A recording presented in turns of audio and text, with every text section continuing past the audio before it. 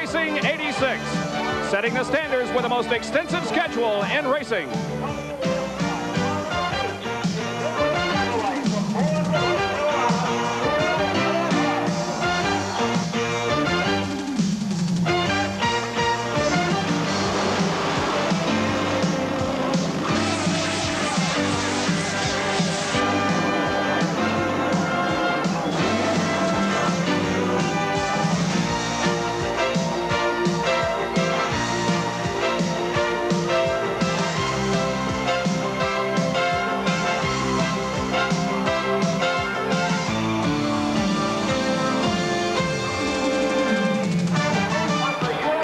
Welcome you to the mountains of northeastern Tennessee, Bristol and Bristol International Raceway for the Tri-Cities Pontiac 204 Grand National Cars.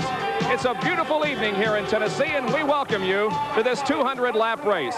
I'm Bob Jenkins, and this race has historically been one of the most exciting of the Grand National Series. It's a little over a half-mile long, the racetrack is. The turns banked at 34 degrees. I'll be one of 3 announcers in the booth for you tonight. Let's go to 2 others. Here is Larry Newber. Thank you, Bob. You know, Jeff Bodine just alluded to it in Victory Lane after he set the pole for the Winston Cup race. He said that I'm going to sit here and watch my brother race now who's on the pole of this race. There's something about this racetrack. We're in an amphitheater here, and when the Winston Cup qualifying is over, you can't escape. So all the Winston Cup teams get up on the wall and watch the competitors in the Grand National Series. The competitors seem to sense it, and it seems like every year somebody emerges from this race. Well, you know, every race car driver dreams of winning at Daytona 500 or at Talladega, Atlanta. But you have to get somebody's attention to do it. Every year there's a lot of Grand National races that are preliminary before a Winston Cup event. And here is the only racetrack, at Bristol is the only racetrack that the Grand National drivers have a chance to really shine. When we go to Daytona, to Charlotte, to Darlington, the Winston Cup drivers have a decided advantage because of their experience. Not so at Bristol.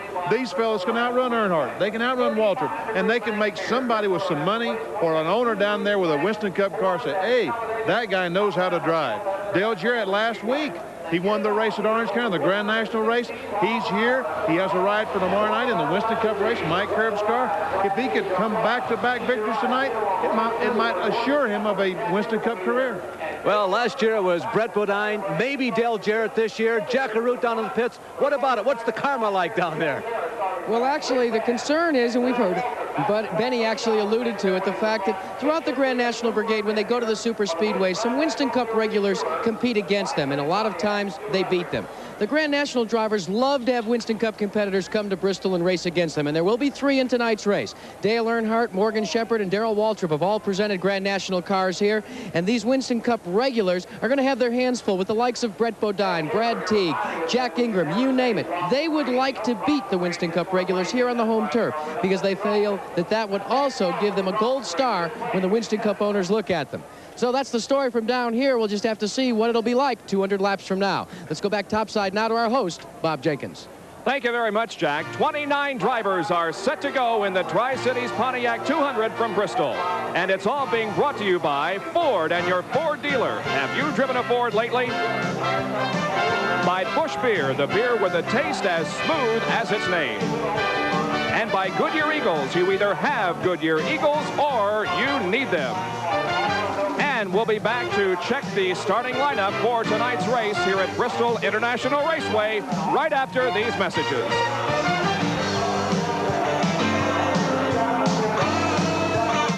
Have you driven a Ford? When was the last time you had the kind of car that brings the road alive? Have you driven a Ford? Then you don't know what you're missing. Have you driven a Ford? Driven a Ford? Have you driven a Ford lately?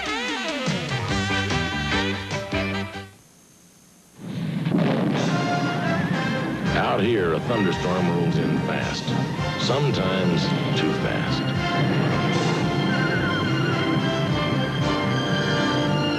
And when they're taken care of, it's your turn. Busch.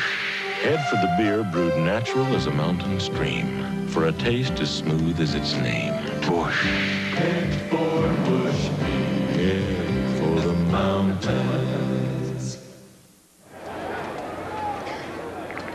Back at Bristol International Raceway, getting set for the Tri-Cities Pontiac 200 lap event for Grand National cars. Here's a description of the racetrack. It's 0.533 miles in length. The turns are banked somewhere between 34 and 36 degrees. The track is very wide, 60 feet. First race was held here back in 1961. There was a seating capacity of 38,000. And for the first time in history, because of the demand for tickets for this particular race, they've opened up the grandstands on the backside of the racetrack. And it is one of the fastest and most demanding short tracks on the Grand National schedule. Benny, not only the widest, but the highest banks of any racetrack in the country nowadays. The Nashville used to be banked pretty high. Fort Wayne, Indiana, where I think you raced in your ARCA, then the John Markham days.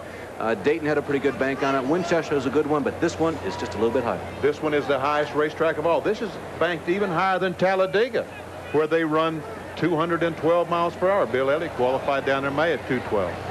29 drivers are set to go for this race. We have qualified earlier in the afternoon, again during the pretty much heat of the day. Track conditions quite differently as we begin this race.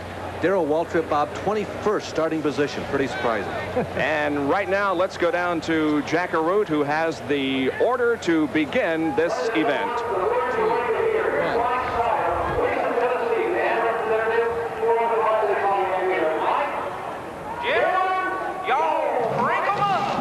All right. A good southern demand there to start the engines. That was nice.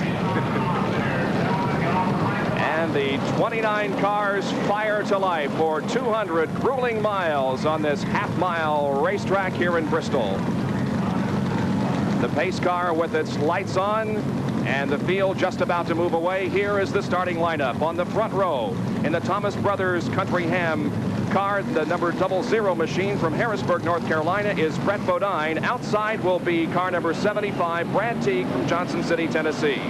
In the second row, car number 77, Morgan Shepherd from Conover, North Carolina, and Jack Ingram in the number 11, Pantry Skull Bandit Pontiac. Starting in fifth position will be Dale Earnhardt from Mooresville, North Carolina in car number 8. Then Larry Pollard in car number 98. He's from North Wilkesboro, North Carolina. Starting in seventh position will be car number 2, L.D. Ottinger from Newport, Tennessee. Outside will be Kenny Burks in car number 02. He's from Charlottesville, Virginia.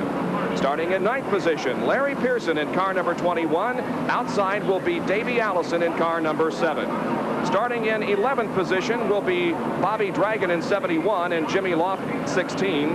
In the 7th row for tonight's race will be Tommy Houston in number 6 and Jimmy Hensley in 63. The 8th row, Ronnie Silver in 14 and Joe Thurman in number 4. Row number 9 will be Charlie Luck in 45 and Dale Jarrett in 32.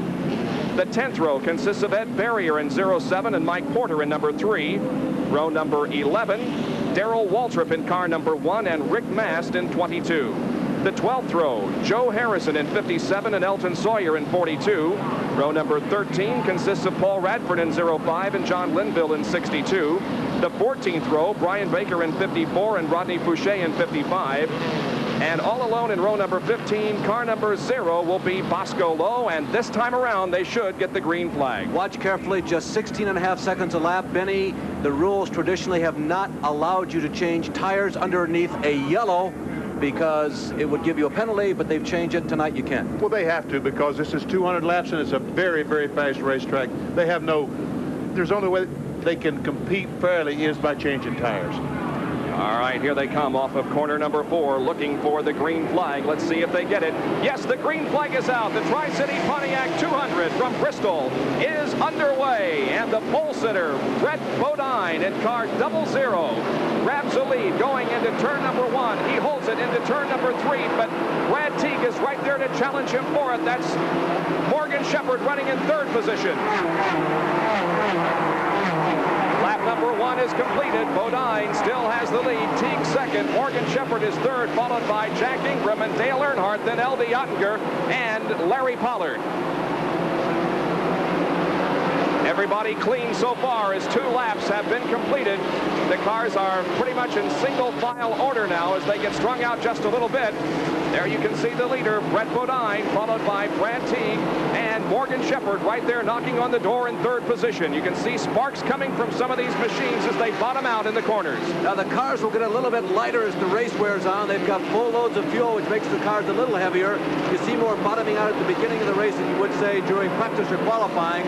But still, that's something the crews have to be aware of. And lots of spark coming from Jack Ingram's car going through turns 3 and 4. Jack Ingram is slowing down. Heavy-duty sparks. Well, I would not speculate as to what that was, but there's no question that it has caused Jack Ingram a problem as he is slowing down and being passed on the backstretch. Any observations, Benny? It looks like he might have broke something in the suspension because the car is erratic. It's all over the racetrack. I'm guessing he could have broken a rear sway bar, but that's purely a guess. So a tough break for Jack Ingram in car number 11 as he pulls into the pit area and may have to call it quits. The yellow flag is out. The caution is out. What a break for Ingram. It was a flat tire. He still has lost at least one lap, but it was a flat tire. Benny, it went down very gradually. It didn't deflate. It wasn't a puncture. He just ran over something apparently in the track and it went down. It looks like it was just simply a flat tire, but I wonder if he might not have a problem, something on the car that's wearing the tire out, but maybe not. He has only lost one lap. He's back on the racetrack. We have a big piece of debris on the main straightaway here. That's one of the reasons for the yellow. Some piece has come off of a race car, and the yellow flag is out. So we have completed 7 laps, and the yellow is out at Bristol International Raceway as we bring you the Tri-City Pontiac 200.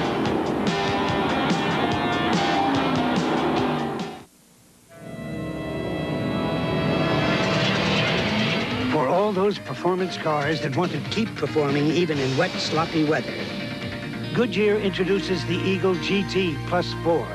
High performance and all-weather performance in one remarkable tire. The Eagle GT Plus 4. The performance won't be canceled by the weather.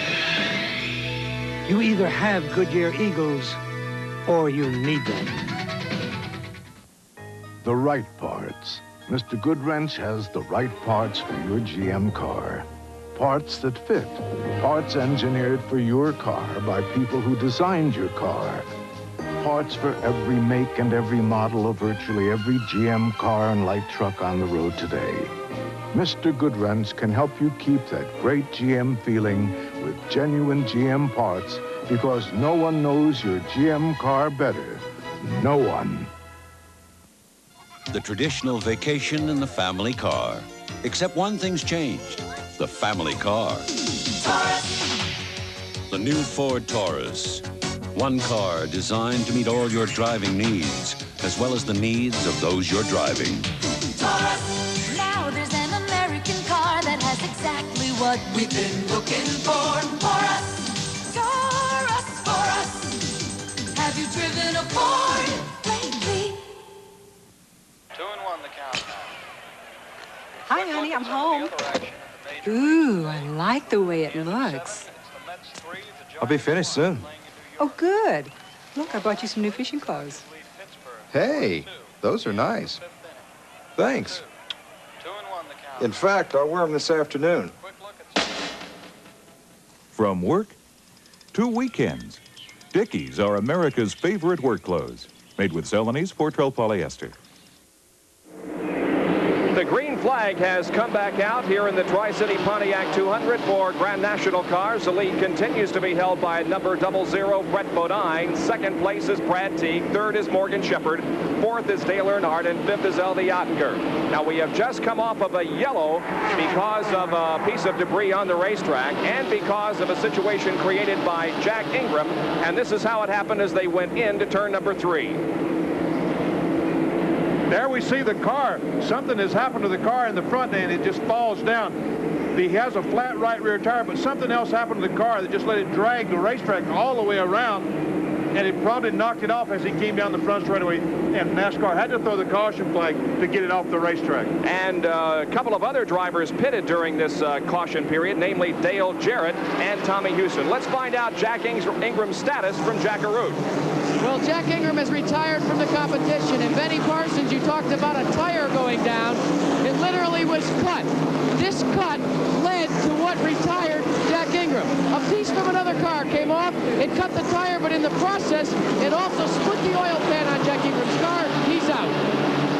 first retiree of the evening is Jack Ingram in car number 11. We have had a driver change in car number 0. Alan Applegate got into the car after Bosco Lowe started the event under the caution flag. Up front, Morgan Shepherd in that black and silver car right there is really turning the heat on Brad Teague. Look at him work Teague over.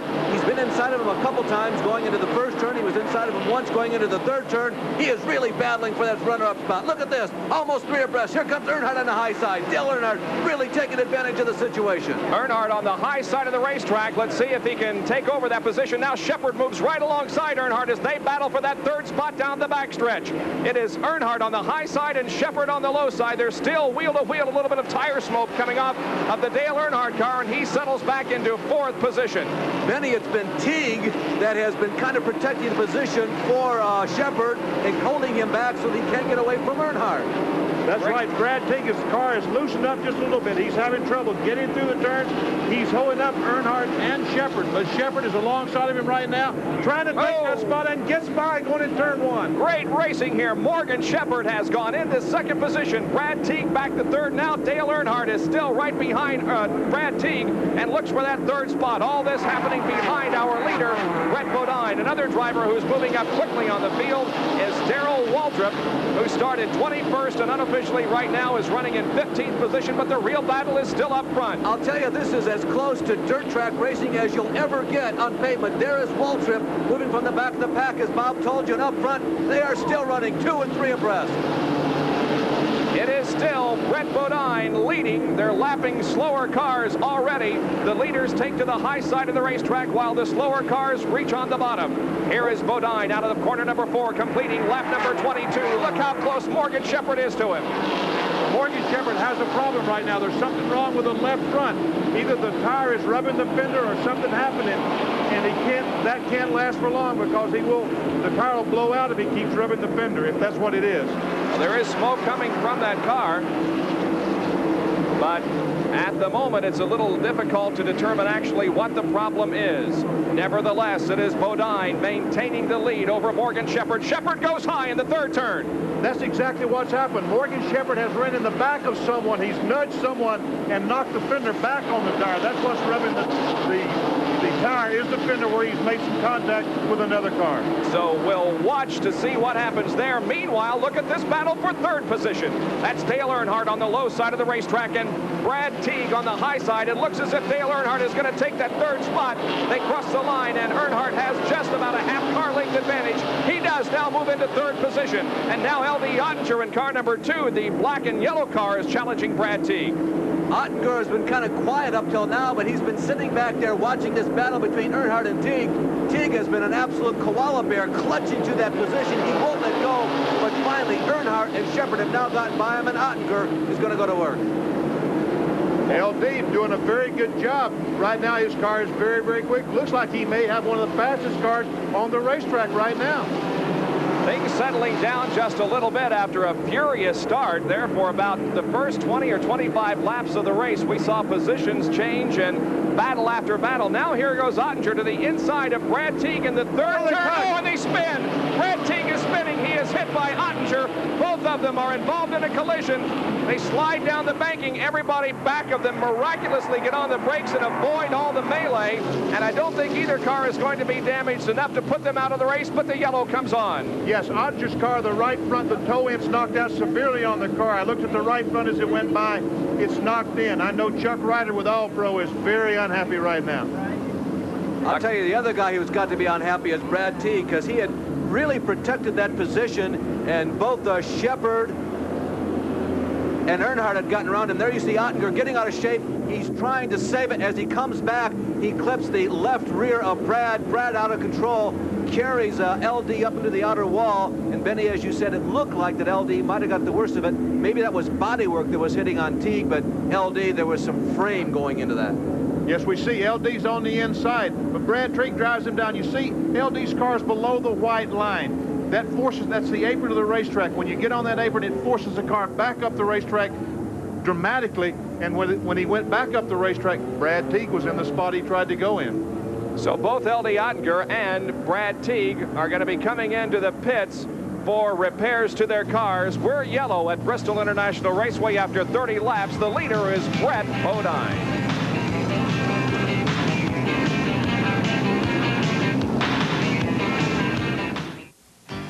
Personal Best, brought to you by the U.S. Army, the place to be all you can be. Dan Carlisle, trap and skeet shooting world champion, uses mental concentration to achieve his personal best. I know my basic fundamentals and my techniques, and if I live by my basics and just worry about each individual target, I don't have any problem shooting. When you play, the mind games get bothering you, and you got a few head games, you're in trouble. In the Army, we do more before 9 a.m. than most people do all day. Hey, First Sergeant. Good morning. Hey, where did you learn about computers? In the Army. You were in the Army, too? Qualify for the GI Bill and the Army College Fund, and you can earn over $25,000 for college. What you do in the Army? Airborne. You used to jump out of airplanes? The green flag is out. We're back to racing at Bristol International Speedway, and the lead continues to be held by Brett Bodine, and Morgan Shepherd is in second position. L.D. Odger in car number 2 is still in the pits, and here is Dale Earnhardt entering the pits on the backstretch. We have pits both here on the front stretch and the backstretch, and Dale has entered his pits on the backstretch. Ottinger still in the pit area. The other car involved in that accident, Brad Teague, is back out on the racetrack.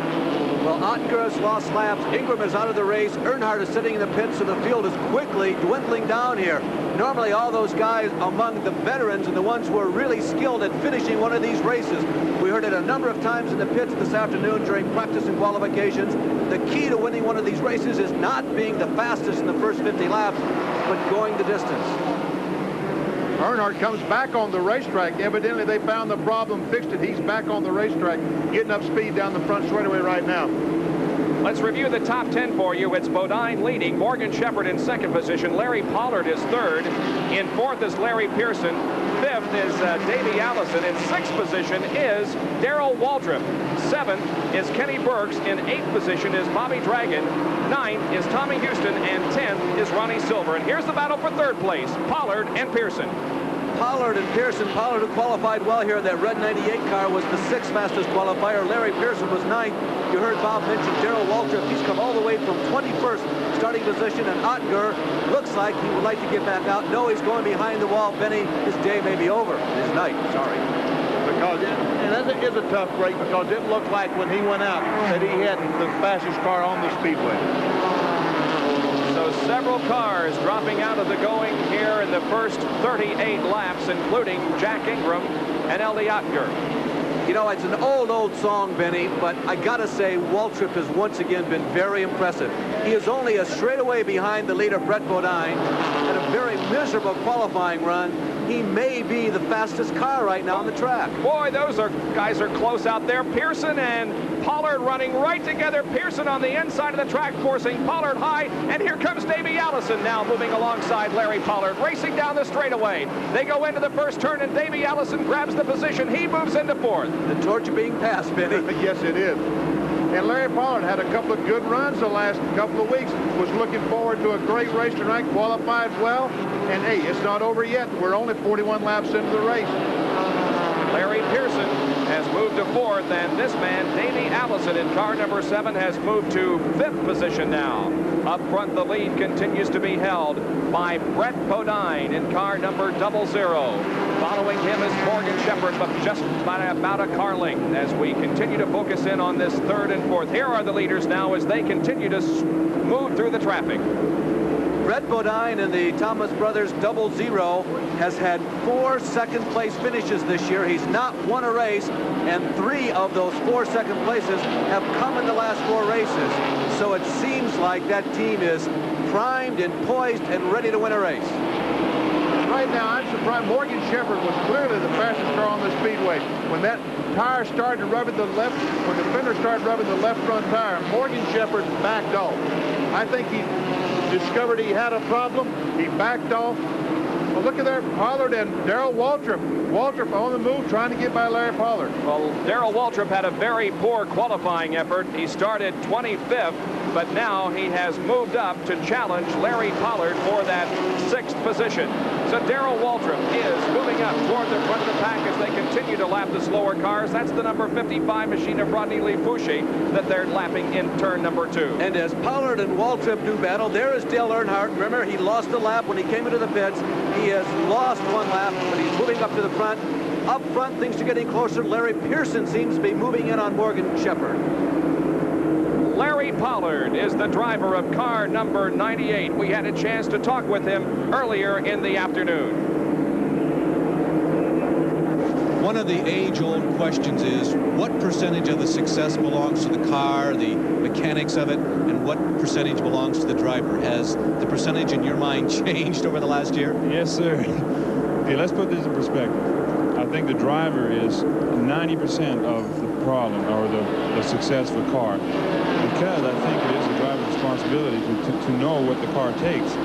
And I think the days are gone of the crew chief saying, okay, this is what the car takes, you go out and drive it. I think nowadays, for anybody in our league and the Winston Cup League, to be successful, you've got to have a driver that can tell you what the car needs. And we have a crash involving Tommy Houston in car number 6, and a couple of others go to the infield to avoid. Tommy Houston's spun, got into the fence just a little bit. His car is now stalled right in the groove in the middle of the racetrack, and the car is stalled. So the second yellow flag of the afternoon comes out, of the evening, I should say. Rick Mast was one of the guys who took evasive action, went down low, got into the pea gravel, did not crash. Benny, this is one of the downsized cars. This happens to be one of the Buick downsized cars. So many of them have the V6 engines, but the cars are visibly different this year, and they really are reflecting what's coming off the assembly line. They sure are, and that's the race cars of the future. That's the race cars that are going to be running in Grand National in the next couple of years. Houston is still stalled on the racetrack. There's a look at Tommy. The accident occurring in turn number 3. Tommy was running up in the 7th position when the accident occurred. There's the waning moments of the spin. And Tommy Houston, who is one of the standout regulars of Grand National Sportsman Racing, he's always in the top 10 in points, and it's most unusual to see him simply lose control. You got to believe that something must have broken on the car.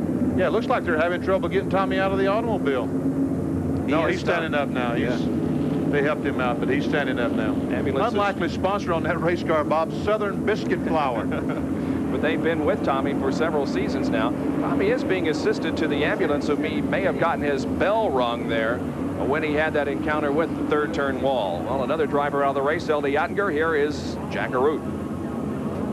Problem with L.D. Ottinger's car back here. The toe in is just kicked all to heck. L.D., what happened out there to cause the crash? Well, Brad got a little sideways, you know, and I was up beside of him, and when he did, he come back down the hill a little bit, and I got into him, and just, you know, got into the wall then. No room, no margin for error here. I don't care how quick your reflexes are. No, Brad was having trouble, and I didn't want to run, you know, that hard, but he was having trouble, so I needed to get by him, and I was up beside of him, and he just got sideways, you know, and didn't leave me room, you know, got into me. Let's update you also while we're here. A lot of cut tires, Benny Parson. We're seeing them. Dale Earnhardt came in. He had a cut tire. Jack Ingram before he dropped out. What do you think's causing that? It's not tire problems. It's debris on the racetrack. There's derbish on the racetrack where cars are running together. Jack lost the exhaust pipe early, and I ran over it, and I might have cut a tire then, but anyhow, there's a lot of stuff on the racetrack. It's kind of like walking through a minefield with some glass down there barefoot. Yeah. You know, the problem is that the racetrack is so dark. The surface of the racetrack is so dark that you just cannot see the debris laying on the speedway. Your hands are tied. If there's something laying out there, there's just no way of seeing it. You know, they're having a problem with that 6-car moment. I noticed that when it stopped a moment ago, that it stopped very abruptly. It's like the brakes are locked up, or the car will not roll. It's taking a long time to get this car off the racetrack. While this Tommy Houston accident was occurring, we had a change for second position. Morgan Shepherd came into the pits, and Larry Pearson is now in second place. We'll be right back.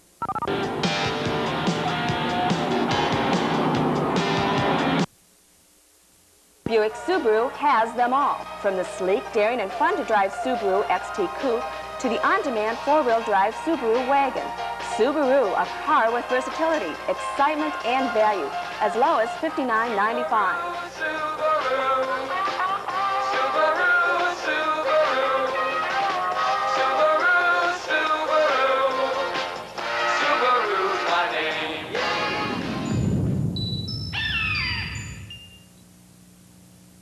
Hi, I'm Bob Gwynn. Do you know what this is? It's a suit. No, actually, it's a pattern for a suit. And I'd like to make one just for you.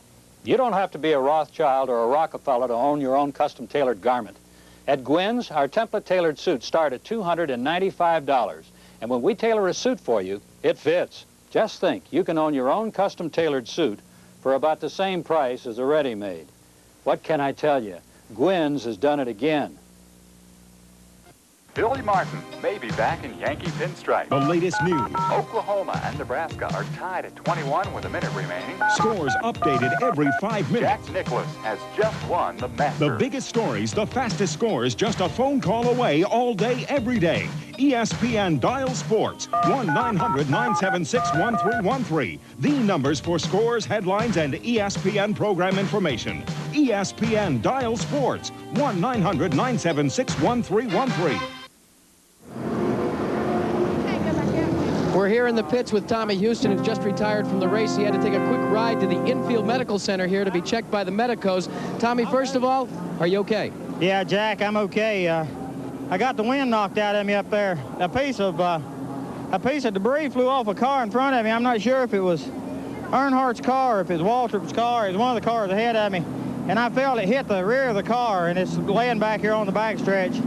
Now, I didn't think nothing about that thing hitting that tire, but it did, boy. I mean, it cut it down right when I went into 3 up there, and I took a ride up into that wall. Well, there's 3 for debris that we can count on our hands thus far, but take a look at this. This isn't the first time he's been hit.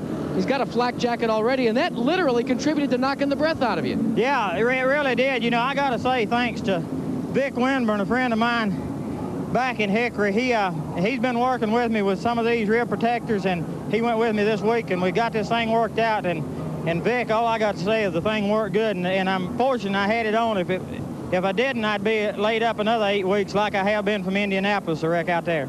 But Jack, you know, the Southern Biscuit Flyer Buick, it was an 86 Century. The first time I ran it, had a V6 Ruggles Buick engine in that thing, and it was going back to the front. That boy was running along pretty good. I was taking my time and just moving along there, so I was right happy with it. I don't know if we're out of the race yet. I'm going to go see. Well, that's it for Tommy Houston, but he'll be back at Darlington next week with his Southern Biscuit Flour Special. Guys? Never say die, Tommy Houston. Well, a couple of top contenders have their work cut out for them. Dale Earnhardt lost 2 laps while in the pit area, and Morgan Shepherd is almost down a lap. We'll be right back at Bristol.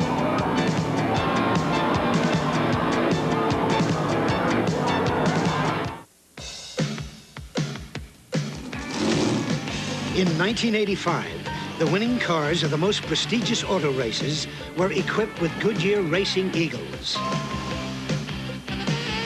So it's small wonder that in 1986, most of the finest high-performance street cars are equipped with Goodyear Eagles.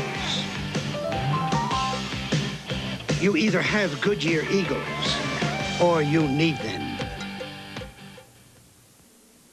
I put a good 150 miles a year of stop and go driving on my car. Quarter mile here, quarter mile there. It adds up. So I use Wynn's friction-proofing engine treatment. Adding a bottle with every oil change helps stop oil breakdown and oil burning. Wynn's has added protection and insurance that helps me run cooler and smoother. And if Wynn's does all that for my $100,000 race car, just think what it can do for this one. Wynn's, a better run for your money for over 40 years. Get that all-American feeling with live college football on ESPN. You're on campus with the sights and sounds surrounding the nation's #1 teams.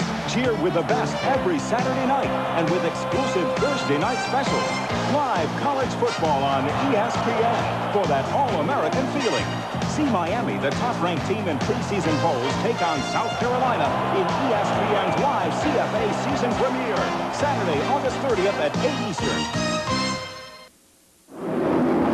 You think this is exciting? Join us tomorrow night at 7:30 Eastern Time for Winston Cup Racing, the NASCAR Busch 500 from right here at Bristol International Raceway.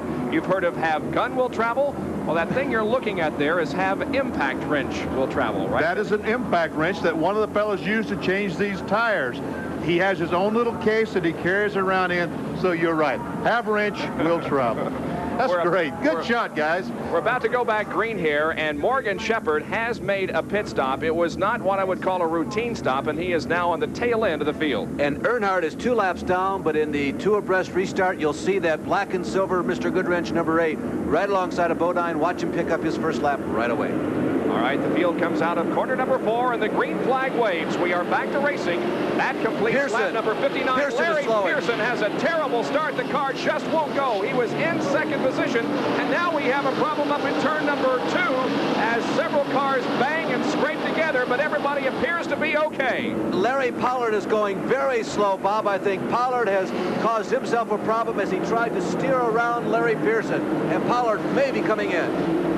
Now there is Dale Earnhardt leading, but he is not the leader. He is leading Brett Bodine. But remember, Earnhardt went 2 laps down in the pits, so Brett Bodine continues to lead. Earnhardt trying to get 1 of his laps back. Both Larry Pollard and Larry Pearson are in the pits. Well, Larry Pollard has the right front tire flat. Larry Pearson, I don't really know what his problem is unless the car is jammed in 2 gears. Well, let's go down to Jack. Maybe he can tell us. Well, it looks like it is a problem possibly with the transmission. The crew has gone beneath the bottom of the 21 Chattanooga 2 Special. Larry Pearson's father, David, is conferring with him right now. They're checking up by the clutch and the transmission area. So it's obvious that there's a problem in the drivetrain. He's losing valuable time, a tough break because he was running so well towards the front of the restart. He was in second position. I'll tell you, I fully expected him to take the lead on that restart because Bodine was not running that strong when we went to the caution, and Pearson was, but when the green dropped, Pearson's car just would not go. He's still in the pit area. Larry Pollard, who also came in, is back out there in competition. Because of everybody having such problems, or like I shouldn't say everybody, a lot of the people up front, there is Joe Thurman in that blue and white number 4. There is Morgan Shepherd in the black and silver number 77. Remember, Morgan was way at the back of the line. He's been picking off cars lap after lap, make that turn after turn. But I was about to say, because of all the sudden retirements of people up front, we have a couple of surprises in the top 5. Continue to look at Shepherd. That man, Brett Bodine, leading the race. In 4th position is number 71, Bobby Dragon from up in Vermont. And Ronnie Silver is 5th, and Charlie Luck is 6th. And just a few laps ago, they were way back in 15th position. All right, now Morgan Shepherd, who's 16th and moving back up through the field, has made a pit stop. Perhaps it wasn't a routine stop, but it was a pit stop. Can he now go the rest of the way, Benny, without a stop? Everybody else is going to have to come in. I'm sure he can go the rest of the way. He only has 140 laps to go. There's no problem with the fuel, and I think the tires are good enough to go that distance. So a battle here for 4th, 5th, 6th, and 7th. That is Bobby Dragon, Ronnie Silver, Charlie Luck, Brad Teague, and also in this group is the number 32 machine of Dale Jarrett. Remember Teague running so well up at the front of the pack at the beginning of the race. Bobby Dragon, who is leading this parade around, doesn't run these kinds of races. And more importantly, Benny, Bobby does not run this type of racetrack very often. No, he doesn't. As a matter of fact, he's doing extremely well for being on this type of racetrack, banked as highly as it is, because he comes from up in New England where all the tracks are banked 6, 8 degrees, maybe 10 or 12 at the maximum. But the man on the move in this group is Brad Teague in car number 75. He's past Charlie Luck. Now he's working on Ronnie Silver in that white number 14 car as they come off of the corner number 4. Let's see what Teague does. He's going to go to the high side of Ronnie Silver in turn number 1. The car just a little bit sideways, but he takes that position. Brad Teague driving one of those downsized cars for the first time ever in his career at this racetrack. This is a Chevy Celebrity. Darrell Waltrip has made the Chevy Celebrity popular in this division of this year. Teague is not among those early front runners who lost a lap. He was involved in that spin and wall crashing incident up on turn number 4, but he is on the lead lap. And he is right now running in 5th position, but working on 4th place, Bobby Dragon. Coming out of corner number 4. Let's see what happens here. Teague again will go to the high side, just as he did to pass Ronnie Silver. I don't think he's going to get the job done as they come off the turn and go down the backstretch. Yes, he pulls alongside and takes the position from Bobby Dragon. Brad Teague, Benny, is perhaps the best of these late model sportsmen, Grand National sportsman drivers who has never won one of these races. It sure seems like he's due. He is due because he has been running extremely good, and not only on the short tracks, but the big tracks. Some great racing going on here with 74 laps completed. Cars at the wall in turn number 3. At least 2 cars were involved, only one of them, though. I think it's Paul Radford. This is the car that Dave Marcus a year ago almost won this race in, Bob. This is Paul Radford, the modified driver from Ferrum, Virginia, who got a ride in a full-size car with the fenders on it. He's not used to that. He puts in a big spin there between turns 3 and 4. I believe that the number 22 car of Rick Mast also involved in the incident. It was a blue and white car. I think it was Mast. Not really involved all that much, just barely saved it, as Paul Radford did do the complete spin up there in turn number 3. 75 laps completed. We are yellow once again, and we'll take this break and be back in Bristol, Tennessee.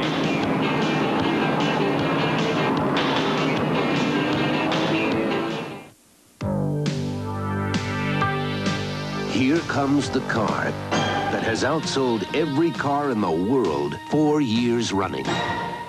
You probably know what it is. It's Ford Escort. Ford Escort. World's best-selling car 4 years running. Now, get 6.9 financing or $300 cash back direct from Ford. Winning's easy. Just give 110%. Speed Stick deodorant gives 110%. Why? It has no alcohol to evaporate. Its protection lasts all day. Glides on dry in just a few strokes. That's 110% protection. Speed Stick deodorant, the wide stick. That's your edge. Fine Menon. Shaving's rough on sensitive skin, but aftershave skin conditioner soothes. Sensible care for sensitive skin. After. Fine Menon. They're the top 5, 76 out of 200 laps completed. Brett Bodine continues to hang on to the lead. He's led every lap so far. Davey Allison is second. Darrell Waltrip has come from 21st starting position to 3rd. Brad Teague is back up into 4th position. Bobby Dragon holding on to 5th. And we are about to go green next time around. They are at the middle of the backstretch, headed for turn number 3. We'll get the green flag, and this battle for first place now should be a good one between Brett Bodine and Davey Allison, and it could also involve Darrell Waltrip. And it's Ronnie Silver still holding his own in 6th. Charlie Luck is 7th. All these cars in the lead lap. Dale Jarrett is in 8th. Porter is in 9th. And 10th, I believe, is, it's Jimmy Hensley in the number 63 car. And we will watch Dale Earnhardt move back toward the front because he got one of his laps back during this caution period and now is only 1 lap down. Off of turn number 4, it's still Bodine, Allison, and Waltrip, but Waltrip wants that second spot. He goes high in turn number 1, and he passes Davey Allison momentarily at least. Down the backstretch, Waltrip does get second spot. Waltrip has his car going right now. Bodine looks up in the mirror and sees Darrell Waltrip, and you know he don't want to see that. And now Davey Allison is back to 3rd. Brad Teague running in 4th position. Then Bobby Dragon in 5th. They continue to run in that order.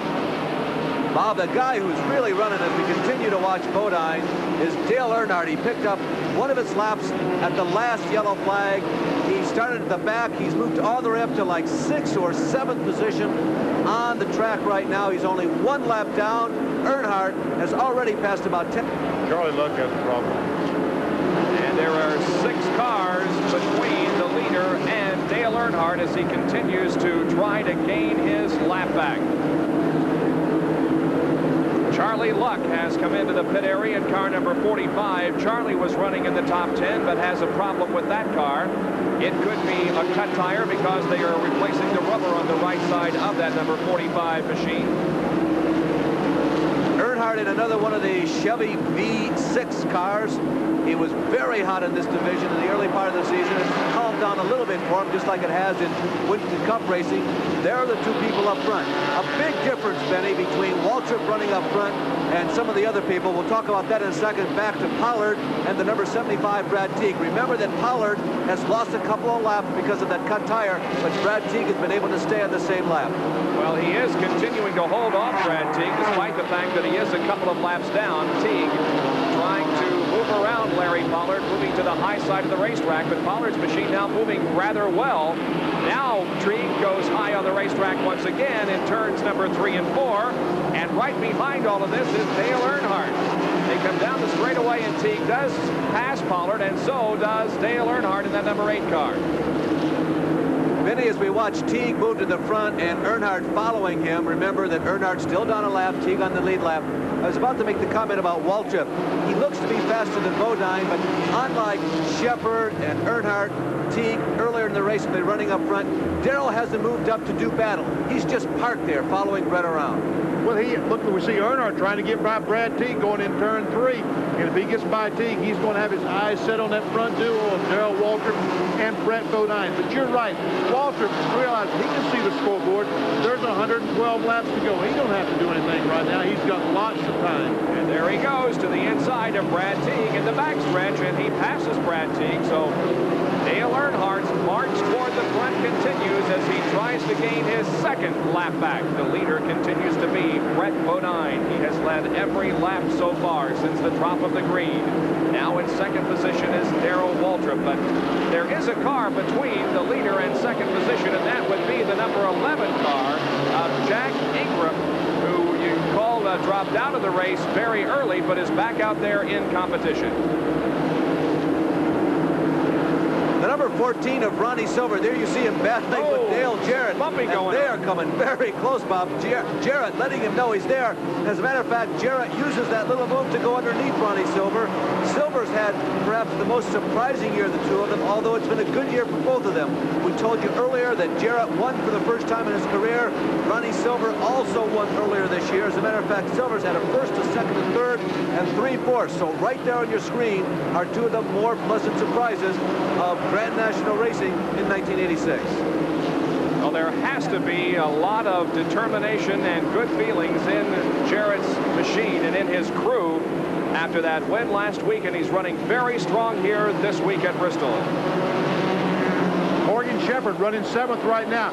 He just can't get it together. I thought that he was just a tire rubbing the fender. Evidently, I was wrong because he just can't run. They've got the fender off the tire. He still is not as quick as he should be if he's going to try to win the race. Although, Benny, he's still moving up, and as you just made the point about Waltrip, the same kind of holds true for Morgan Shepherd. We believe he does not have to come in again for a pit stop, so he's got plenty of time. He figures there's going to be at least one more caution flag. Maybe he is where he wants to be. Oh, trouble on the front straightaway. Oh, we have a car in the wall. It's number 16. That's Jimmy Lawson, who hits the straightaway wall, the wall separating the pits. And on the high side of number 4, it's Jimmy Hensley. So 2 cars into the wall here on the 95th lap. We're nearing the halfway point, and we're going to have our 4th caution period, make that the 5th caution period of the race, as both Jimmy Lawson and Jimmy Hensley crash into the retaining walls. 5th caution, Bob, and I'll bet wholesale pit stops. It seems like, Benny, it's about time, eh? It is time. We're halfway. They know what the car is like right now. They know how the chassis is, what they have to adjust. They'll be coming in, getting on tires, adjusting the chassis, getting ready for that last run. Here comes the leader, Bodine, down pit road. Waltrip stays on the racetrack. So does Davey Allison, so does Dale Earnhardt, so does Brad Teague. So really, we're not seeing as many pit stops, at least on this lap, as we anticipated. Dale Jarrett comes in, so does Ronnie Silver and Rick Mast, and of course the leader, Brett Bodine, as they go to work on his car. I noticed that Bodine waited to the very last possible second to duck in. I can't believe it's a surprise to anybody that anybody is pitting, but Jackie Root is there, maybe more on it from him. Well, Darrell Waltrip has come in to get an adjustment on the left side with the wedge. They've gone to work there. They're changing right side tires. Now, a couple of interesting things, though. If you look towards the front of the car, you can see that Darrell Waltrip has been into somebody. The bumper has been pulled away. But here are the 2 points. V6 power beneath the hood of this car. But more importantly, it could play a factor later tonight. The radio radio is out. No radio contact between Eddie Jones, the crew chief, and Darrell Waltrip. Eddie, it's going to be tough if you don't have a radio. It's going to be tough. Both Darrell Waltrip and Davey Allison are pitted on the backstretch. That's the reason we didn't see them come in here in the pits in front of us. Now, Brett Bodine has come in for a second stop to change rubber on the other side of the race car. Again, the tire rule has been changed for tonight for this racetrack because it can be so treacherous. The rule is you will not be penalized for changing tires under the yellow like you normally are in a Grand National race, but you can only change each rim or each tire only once. So we are just one lap from the halfway point. When they come around, it will complete lap number 99. And we'll be back with more of our live coverage of the Tri-Cities Pontiac 200.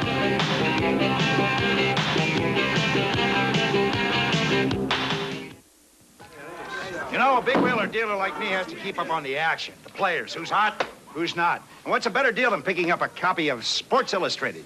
You see, Sports Illustrated... Excuse me, sir, but I got a better deal. Yeah, kid, right. I'll handle this. You see, Sports Illustrated gives me more than just stats and scores. I get the feeling of what it's like to hit a brick wall at 30 miles an hour. How it feels to look down the barrel of a loaded gun. To lose a tough one. And how it feels to win it all. That's what Sports Illustrated gives me. Well, Sports Illustrated gave me this NFL Follies video cassette. Free with my paid subscription. It's 44 minutes of fumbles, foolery, and follies. It makes a great gift, and it's free. Free? Come on, kid. This is America. Nobody gives you something for nothing. Okay, free for subscribing to Sports Illustrated. Aha! Ah, but that's just the half of it. I get Sports Illustrated for less than one-half your newsstand price. 27 action-packed weeks of football, baseball, basketball, and more delivered right to your door for 3 installments of just $9.79 each. That's more than 50% off. Subscribe now and you get the College and Pro Football Spectacular. Plus, you get this handy NFL schedule free, and you get the famous swimsuit issue uncovering what truly is man's favorite spectator sport. Phones are open now. Just call this toll-free number and you get the whole deal. You can even use your credit card. Okay, let's get this straight. They get a 50% savings. The schedule, the football spectacular, the swimsuit issue, and the free NFL tape. Now, see, kid? That's a great deal. Gee, sir, you're right. Yeah. Get the savings, get the special issues, get the NFL schedule, get the video cassette. Oh, Sports Illustrated? I want to renegotiate. Sports Illustrated. Get the feeling. ESPN viewers, call now. 1-800-541-9000. We're still under caution here at Bristol International Raceway. We told you before the break that the radio was out on your second-place runner, Darrell Waltrip, but here's what can happen when you don't have a radio. The car's been loose all through the early going here, and this is the right rear tire that came off. You can see that they blistered it pretty well. So, Waltrip may have a problem as far as communicating as to what the car's doing. If he's got to come back into the pits, they've got to guess. But one guy that's going to have to be contended with for the rest of this race, gentlemen, is Dale Earnhardt. He's got his lap back. He indeed does. Now, he's at the front end of the pack, which means that he'll have to encircle the entire racetrack, but nevertheless, he is back on the lead lap, and he's shown in 12th position. And, Benny, I think he's asking the pace car to go quicker, isn't he? Well, he wants the pace car to get out of the way because Earnhardt, in the restarts today, has had a problem getting the car up to speed, and that's why he wants to go a little faster. The leader is Brad Teague. As the green comes back out, we have completed 102 laps. Brad Teague is the leader, and we have some bumping going on, but everybody gathers it in. Morgan Shepherd and Brad Teague having some words out there as far as bumping is concerned. It's back to the same subject that Benny was talking about. Dale Earnhardt just cannot get that machine up to speed. And a car on the wall. Car on the wall in turn number 4. It's number 62, John Linville. And the yellow comes out again. You know, that's a break for Earnhardt, but yet I don't... Oh, look at what the 98 car, Larry Pollard, trying to get his lap back. Well, nobody is getting off the accelerator very much for this caution period. They're scrambling to miss that car up in turn number 4. Everybody does. Well, and I guess Pollard did not make it, huh? Well, no, he did not get his lap back. He tried very hard coming off turn 4 to pass Brad Teague, the leader, but about a half a car length behind. Yeah, Larry is 2 laps down, and he was well within the rules trying to get his lap back, racing back to the yellow. Well, we'll replay the restart here as Brad Teague asserted himself and headed toward the front with Morgan Shepherd right behind him. And what happened? Earnhardt's car slowed dramatically going down in turn 1. I don't know what happened to the car, but Teague ran in the back of the automobile. And at this point, Pollard had the advantage over Teague going down or rather over Earnhardt, but he just couldn't get caught up to Brad Teague. There's Earnhardt going down pit road, and Jackaroo is down there. Jack? Well, Benny, here's what happened on that restart. Dale Earnhardt has got a flat right front tire. So they had to back out of the throttle so he wouldn't crash. They've got a brake here, though, with this caution. They're going to be able to come in and make the exchange on the right side and put Earnhardt back in the hunt. But now, instead of being on the tail end of the lead lap, he's 1 lap down. Meanwhile, in the front stretch, Brad Teague has come in for what should be his final stop. And what a great run by Teague today. You know, he had that problem early on, but he's battled back. And what a great way, as Earnhardt goes back out, what a great way to come home to homecoming at Bristol for a guy that lives nearby here, Brad Teague. What a tough break for Brad Teague, because his right front tire, when he ran in the back of Earnhardt, he knocked the right front tire flat, knocked the air out of it, and he also has damage to the right front. They're going around and changing the left sides. While he's in there, he's going to change 4 tires. Well, the leader is now Morgan Shepherd from Conover, North Carolina. After all is said and done, Morgan Shepherd has moved up to the front of the pack and is going to be shown as the leader here on lap number 107. Brad Teague pulls back into the race now. As the pace car comes around, we will continue to be under yellow here for a couple of more laps, and we'll be back with more from Bristol International Raceway.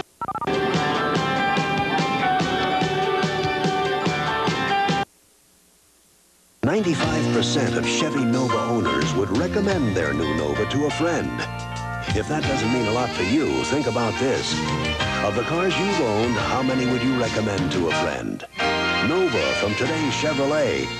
You'll recommend the car and the dealer when you buy that new Nova from Mike Savoy Chevrolet. Chevy Novas are in stock and specially priced now at Mike Savoy Chevrolet on 15 Mile. That's Maple Road, just 1 mile east of Woodward in the Troy Motor Mall. The 1-2 punch of pro boxing comes to pass twice each month as we headline some of the best young fight talent in the USA. We'll take you ringside with Emmanuel Stewart and Detroit's very own Kronk boxing team as they prepare to show the world why they have a legendary reputation of excellence in the fight game. And don't forget about all the action from the West Coast with Fight Night at the Forum featuring Chick Hearns. Go down for the count with Pass Boxing. It's a knockout every time. NASCAR's best drivers attack the world's fastest half-mile track Saturday on ESPN. Dale Earnhardt, hot after the NASCAR championship, is out to break his own track record at Bristol International Raceway in the Busch 500. Live Saturday night at 7:30 Eastern on ESPN.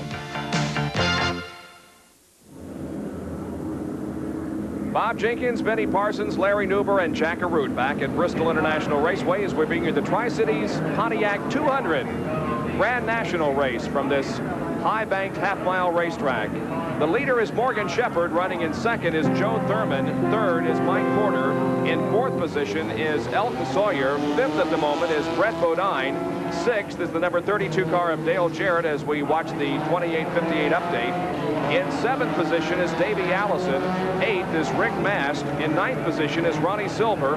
And 10th is Bobby Dragon. Running 11th is Darrell Waltrip. 12th is Brad Teague. Now, Teague almost lost a lap. He's been in several times. As a matter of fact, he's in right now, but he still has not lost a lap. He's on the lead. That's he right there to far right-hand corner of your screen. Now, big front and center here, and Benny, they've been doing a lot of work on it and just barely being able to save their lead lap status. It looks like that when he hit the back of Earnhardt's car that he broke the pin that holds the hood down and holds all the fender together there, because they're using tape, trying to tape the fender to the bumper so that it doesn't flop around and get back on the tire. Well, we have several cars that have already dropped out of competition. We'll look at some of them. Ed Barrier is out, so is Brian Baker, the son of Buddy. Eldie Otger is out. Tommy Houston has dropped out of competition, and so has Jimmy Hensley. Also, Jimmy Lawson, Kenny Burks, Joe Harrison, Paul Radford, Bosco Lowe, and John Linville. By the way, Jimmy Lawson has come back after spending several laps in the pits. Lawson is back out. You saw the name of Brian Baker up there. His debut in this type of racing, at least on this sort of track. He's had a lot of experience in full-size cars because his dad runs the driver's school. Big, hulking guy, Benny. I thought I was looking at a linebacker for the Indianapolis Colts or something. He looks like he should be a football player. Good-looking young man, but big. They're still picking up debris on the racetrack. They're concentrating their effort here on the main straightaway, so we'll have a couple of more laps under yellow. We'll take this break and be right back in a moment.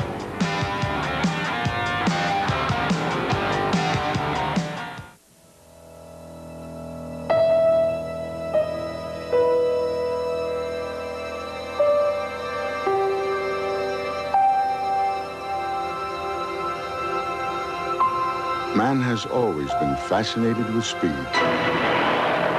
But in a sport where there is no margin for error, winning is more than a quest for speed. It's a measure of skill, test of guts. And though NASCAR has changed through the decades, its spirit still rests on what men who race have always known. It's not just the machine, it's the man who drives it. We're proud to be part of this great sport. Busch, the official beer of NASCAR. Sure, your performance tires perform in perfect weather, but it's not a perfect world, is it? Introducing the Goodyear Eagle GT Plus 4, a dramatic advance in tire design that gives you great street performance in all kinds of weather, so you can take those turns, hit those brakes, and run down those highways, even when conditions are less than perfect. Look, you either have Goodyear Eagles, or you need them. Have you driven a Ford? When was the last time you had the kind of car that brings the road alive? Have you driven a Ford? Then you don't know what you're missing. Have you driven a Ford? Driven a Ford? Have you driven a Ford lately?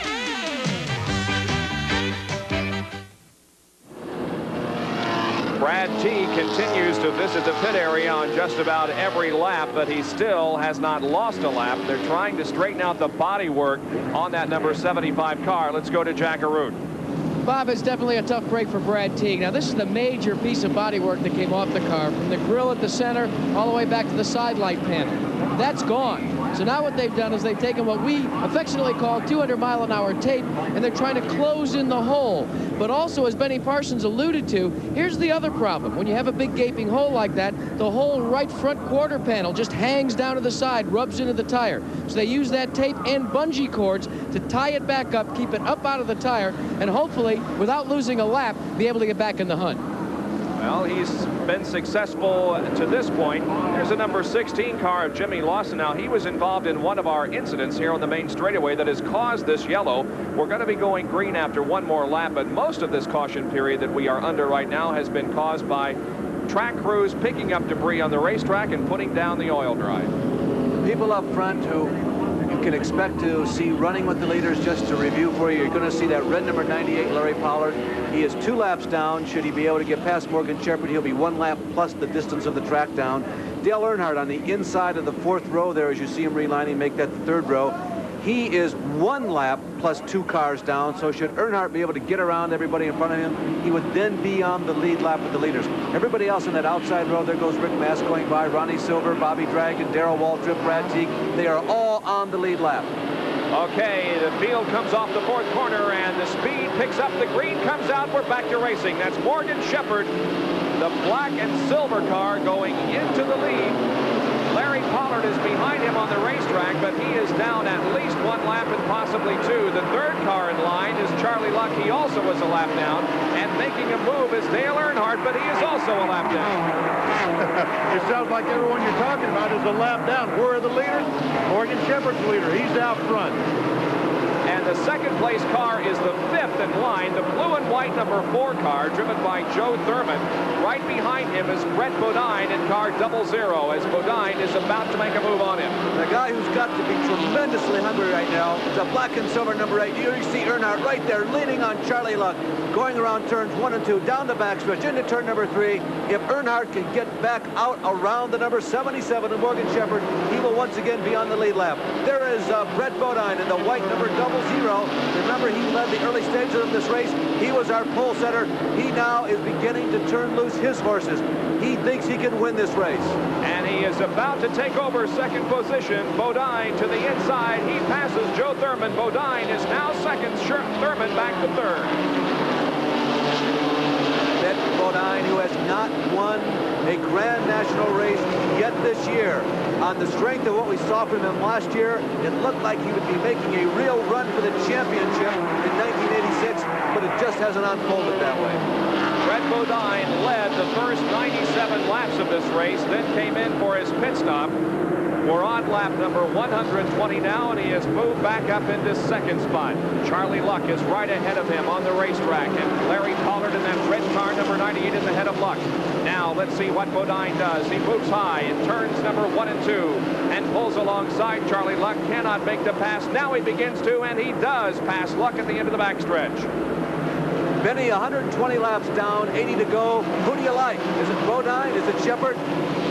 Looks like Bodine has the fastest car right now as we watch Dale Jarrett and Davey Allison, two second-generation drivers, battling for 3rd, 4th, and 5th. That's Joe Thurman right in front of him in car 4.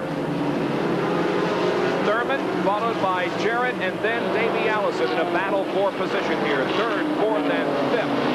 Joe Thurman from Rocky Mount, Virginia, trying to hold on to that position desperately. But Jarrett now looks to the inside. Meanwhile, Davey Allison wants to go to the high side of the racetrack, but thinks better of it. Davey Allison is in the Ed Whitaker car. We like to call that the fastest rent-a-car in the West or in the South, because that's where we are, down in NASCAR country. Allison, of course, has brought the Miller sponsorship.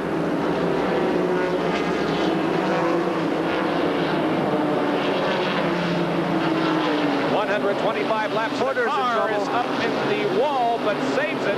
The number 3 car of Mike Porter. I think there's a tire down, Bob. Scraped the wall in number 2, drops down to the low side of the racetrack in turns 3 and 4, and will obviously be coming in for a pit stop.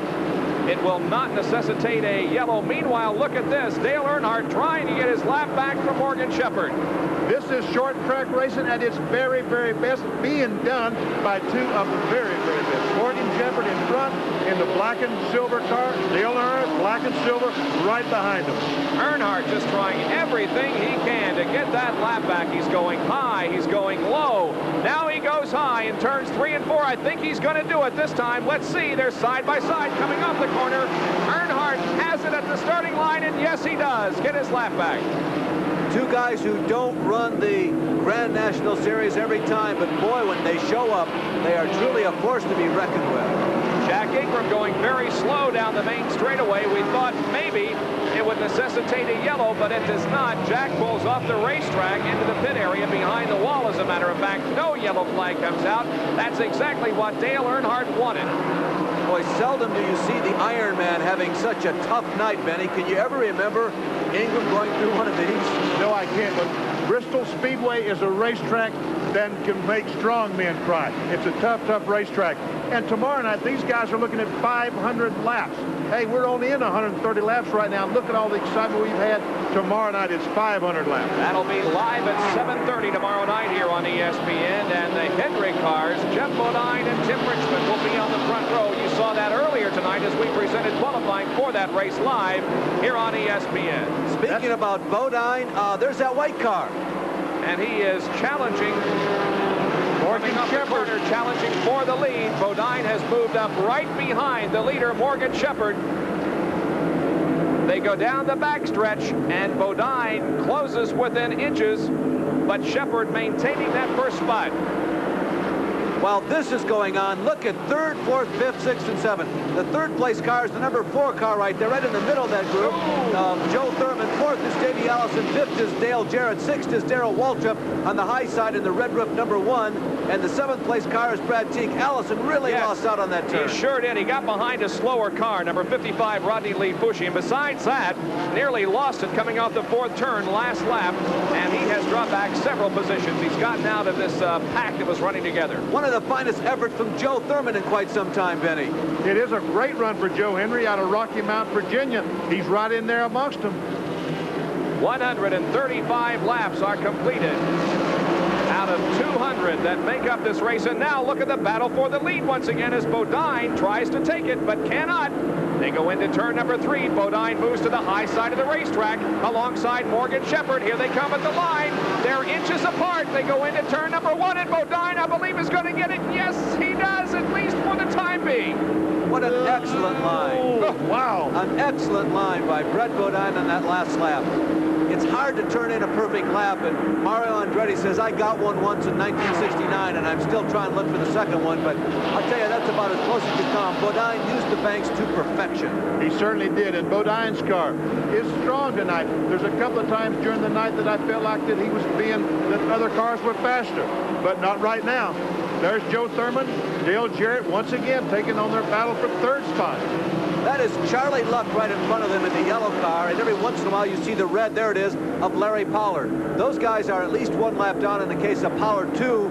They are among the consistent top 10 runners in Grand National racing, and that's why 3rd, 4th, 5th, 6th, and 7th just can't get by them. They're not holding them back. They just can't race around them. Remember, they're not racing for the lead, so there's no move-over flag. And that guy right behind him, that's Darrell Waltrip, car 1, the red, white, and blue car. Now Waltrip moving up to challenge Dale Jarrett as Jarrett moves to the high side of Joe Thurman and tries to take over that 3rd position. He'll use Charlie Luck as a block, and there is Jarrett going into 3rd spot. Now we'll see if Darrell Waltrip can go into 4th position. Waltrip on the high side right behind Jarrett. Jarrett is still trying to work his way around. That's Charlie Luck. Larry Pollard right in front. There comes Waltrip on the high side of Thurman. Remember, they're battling for position. And not yet. I thought that Waltrip had that 4th position. Yes, he does. Waltrip is in 4th now. 5th is Joe Thurman, and 6th is Brad Teague. Boy, Larry Pollard really making the people running in the top 7 positions work to get around him. Larry is trying to hold on with the last ounce of strength that he has because he knows he's a lap down to all these people. And he's trying to stay in front of them, so should a caution flag come out, he would be in an advantageous position. But finally, he just had to let go. The pressure was too much. Well, if Charlie Luck were not a lap down of this race, he would be a contender because he's staying right up there with these guys. Now Jarrett and Waltrip separate themselves from this pack. They go down the backstretch, and Jarrett will try to go high and pass Mike Porter in car number 3. Dale Jarrett, who was in 4th in points in 1986. He's very close in points to Ronnie Silver and L.D. Ottinger. L.D., of course, we saw him prominently earlier in this broadcast. Jarrett has been one of the most consistent top 10 point collectors in Grand National racing since the inception of the Busch Series in 1982. He's finished 6th, 5th, 4th, and 5th, and currently rides in 4th. Those are point standings, not feature finishes. 145 laps have been completed, and the lead now is held by Brett Bodine once again, with Morgan Shepherd running in 2nd position. It's a 3.1 second differential between 1st and 2nd. We'll be right back in just a moment.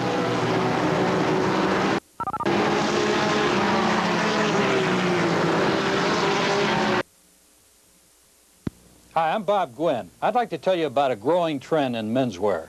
It's called computer tailoring. That's right. Would you believe computers are being used to formulate fit in a suit? Hey, I got nothing against computers, but I've been a tailor for 42 years, and I know there's no substitute for experience in the making of a quality suit, like this template-tailored suit right here. Look, when the day comes that a computer can make a better suit than a tailor, I'll be the first to admit it. If you're a Major League fan who just happens to be cheering for the boys with a roar from Detroit, then there's only one place for you to be in the summertime with Pro-Am Sports for 80 live Tiger telecasts tracking Sparky sluggers around the big leagues as they eye the East for another coveted division title. That's more games than you'll find telecast on any other channel. So subscribe to Pro-Am Sports today, because when the Tigers step to the plate, they're at home on Pat. At Bristol International Raceway, where Brett Bodine is leading the Tri-Cities Pontiac 200 with 151 laps to go. 50 more will complete this race. Morgan Shepherd is running in second position. Dale Jarrett is third. Darrell Waltrip fourth. In fifth position would be Joe Thurman. In sixth, Brad Teague. Seventh, Davey Allison. 50 laps at just 16.5 seconds. The maximum speed, the optimum speed that they'll reach on this racetrack is about 150 miles an hour before they go into the corners. Remember, this is just a half mile in length. That is the equivalent of going down to the street corner, going past 4 or 5 of your neighbors' homes, and then turning around at 150 miles an hour. There is Brad Teague. He is fifth right now behind Thurman, who is fourth. Waltrip is third. Jarrett, who is make that fourth, is Waltrip. Jarrett is third. And Teague is trying to hold back Davey Allison and trying to put the pressure on fifth running Joe Thurman. Well, that's a tough spot for Brad Teague to be in, because he wants to get by Joe Thurman, but he doesn't want Davey Allison to get in front of him, so he's got to try to be aggressive while protecting his flank.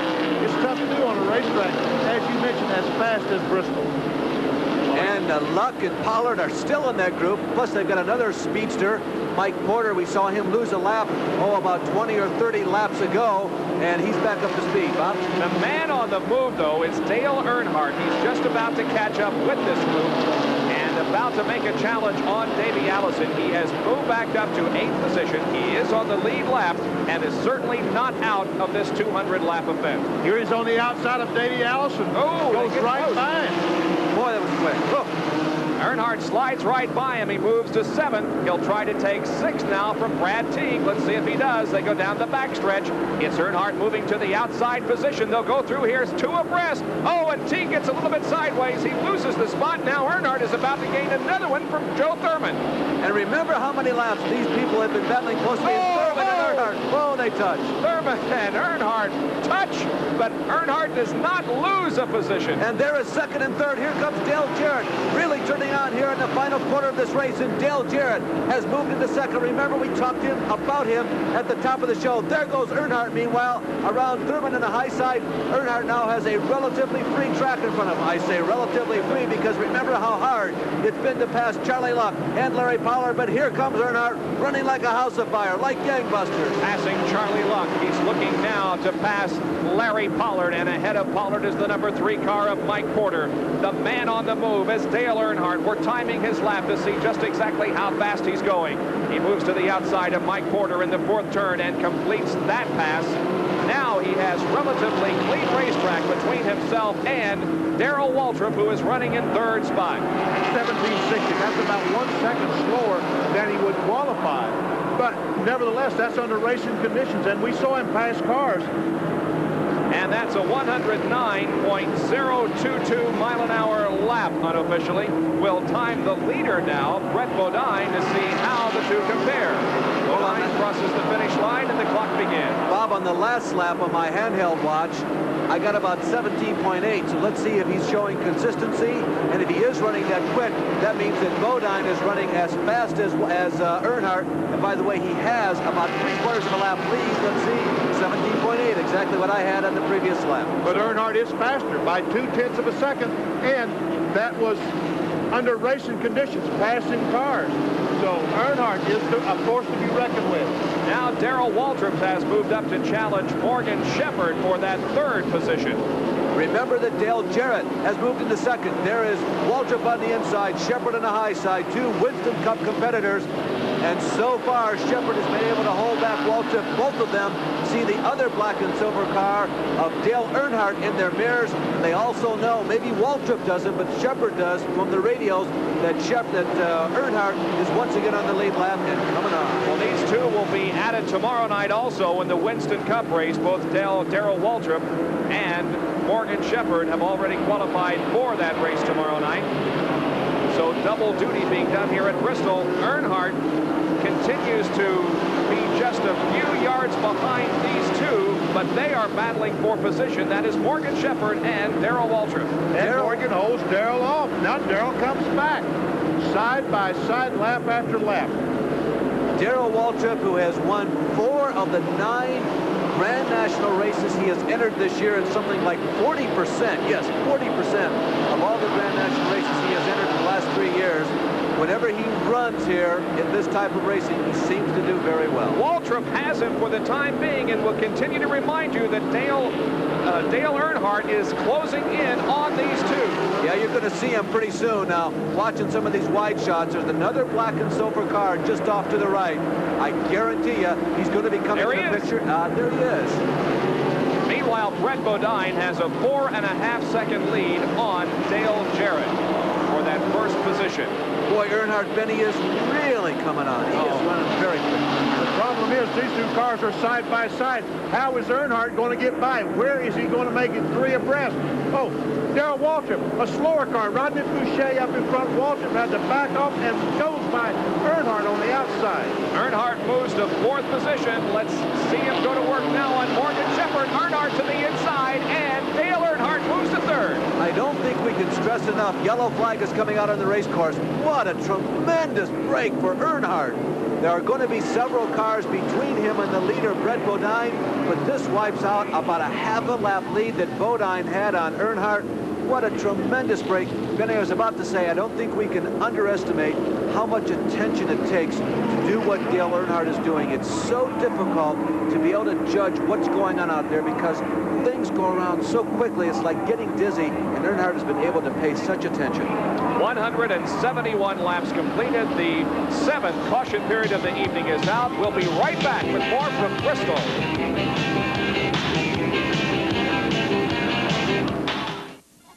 A typical day with the station wagon, except one thing's changed. The station wagon. Taurus. The new Ford Taurus wagon, with the design and performance that make everyday driving more than an everyday experience. Taurus. Now there's an American car that has exactly what we've been looking for. Taurus. Taurus for us. Have you driven a Ford lately?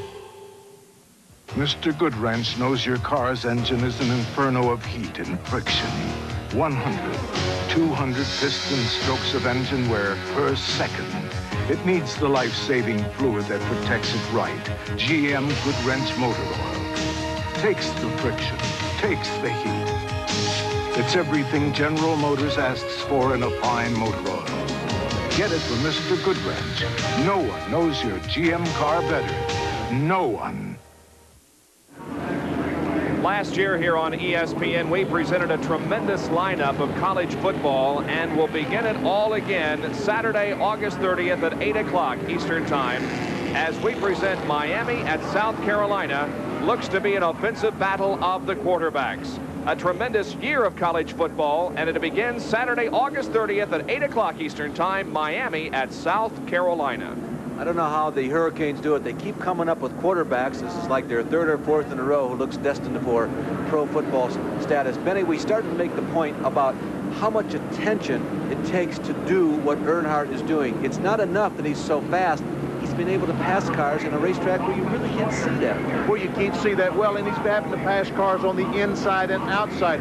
Normally, there's always a pattern that you said. You'll pass all the cars on the inside or on the outside. Here, it's all over the place. He's inside and outside. Jack, what do you have for us from the pits? Well, Benny, the thing that I was impressed with, and I think it's a bold move, but a good move by Dale Earnhardt and Morgan Shepherd. Both of them come in. They've taken on the tires, of course. Now, for Shepherd, he needs those tires to stay competitive. But with the way Earnhardt's been running, he very well could have run the tires away on the right side. Actually, they changed the left sides, correct me. But he has fresh new tires now. With the way he made up that lap on the field under green, he's going to be loaded for bear. He's cocked the hammer, and he's ready to shoot the shotgun on the leader, and that, of course, is Brett Bodine. It's going to be one whale of a finish. My pick is Earnhardt. Well, Jack, while you were talking about that, Morgan Shepherd has went behind the wall. He has pulled his car behind the wall just a couple of pits down from you. You might be able to find out what happened to him. Quite a development here, but Dale Earnhardt is still out there. He's dropped back to 7th position, however, because of this pit stop. We'll take a break and be back with more from Bristol.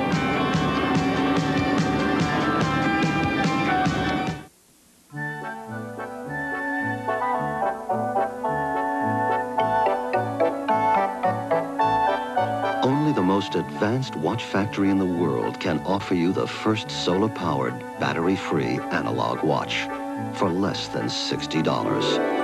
It's a Loris. Loris, more watch than humanly possible for less than $60. This is an expose on the new Ford Escort EXP. Expressive. Expansive. Experience a new form of two-seat excitement. Ford Escort EXP. Now, get 6.9 financing or $300 cash back direct from Ford. Powerful USAC midgets challenge the dangerous short tracks. Live from Indianapolis every Thursday night at 10 Eastern on ESPN. We're back at Bristol International Raceway, and it's a short night for Morgan Shepherd after running so incredibly well. Here's what's happened that has put Shepherd behind the wall. Underneath the car, a mount on the back that holds the rear end has failed. It's come unloose, and it just can't run at Bristol that way. You can't have the rear end just flopping back and forth. A tough break for Shepherd. He's out, but he'll be back tomorrow night. In the Busch 500 Winston Cup race from right here at Bristol International Raceway, the track crew remains on the racetrack searching for more debris. We've been under caution now for several laps. We went yellow on lap number 171, and this, as you can see, is lap 177. Well, a couple of other exciting auto racing events coming up next weekend will be in Darlington, South Carolina for the Southern 500. One of the real key races on the Winston Cup circuit. That will be next Sunday afternoon at 1 o'clock Eastern Time. And also the same day, delayed coverage of the IndyCar race from Mid-Ohio, the Escort Radar Warning 200. That will be at 8 o'clock Eastern Daylight Time. All of that next Sunday here on ESPN. You know, Bob, your race fans might remember last Southern 500, Bill Elliott, by winning the Southern 500, took home a check for $1 million. It isn't up for grabs this year, but nevertheless, the Southern 500 is a special race. It is a special race. It's been going on since 1950. That's 36 years. And Benny Parsons will be in the field, we hope. I hope so.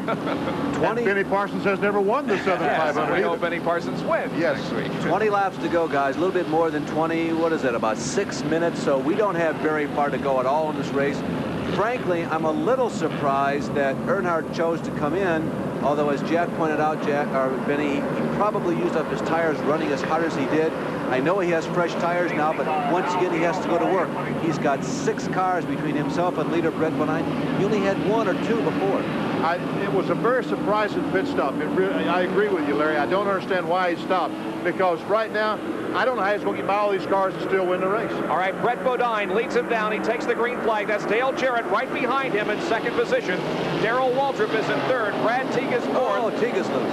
And Teague gets a little bit sideways. Davey Allison goes to the low side and grabs the position. They race into turn number 3. Look at the scramble for position here. They're 3 wide, where you normally aren't many more than 1 or 2 wide. Teague was the wild card in that one. Something really going awry. Maybe a tire going down or something rubbing or breaking. Teague held back Earnhardt for maybe a half a lap. Remember that half a lap he just lost. Maybe that's the difference between winning and second place. Dale Earnhardt trying to move up from that 8th position. Here he is down the straightaway. And the leader, Brett Bodine, now begins to stretch out the advantage just a little bit on Dale Jarrett. There's the interval between first and second. The real battle is for second and third now, as Darrell Waltrip has come on to challenge Dale Jarrett for that second spot. Darrell Waltrip alongside Jarrett just a moment ago, coming off turn 4, was not able to get by. And Dale Earnhardt is moving once again. Believe me, he is moving. He's up to 4th and will be approaching the rear of the Waltrip machine before too long.